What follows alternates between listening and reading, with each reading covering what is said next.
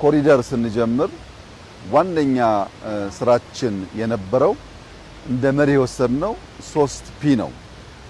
የመጀመሪያው ፒ ፕሌስ ነው፣ ቦታን ለይቶ አንጥሮ ማየት መቻል፣ ቦታን በበቂ መለየት መቻል።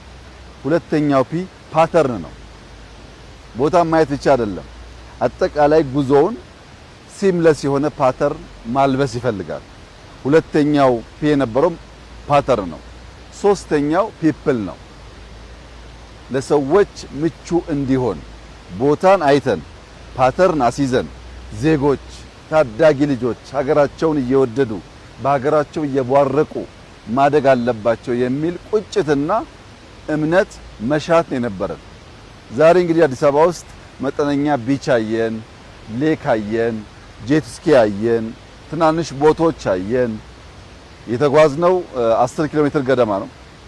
ከእንጦጦ ጫፍ ጀምሮ እስከ ቀበና 10 ኪሎ ሜትር፣ ከጣሊያን ኤምባሲ ጀርባ ጀምሮ እስከ ቀበና ሌላ 3-4 ኪሎ ሜትር እንዳየኸው በሁለቱም ሳይድ ወኮ ያለው በጣም ብዙ ቦታ ለልጆች መዝናኛ የሚሆን ቦታ አለው። ዛፎች፣ ፍሩቶች ተተክለዋል። ከላይ ጀምሮ በጣም ተተክሏል ፍሩት።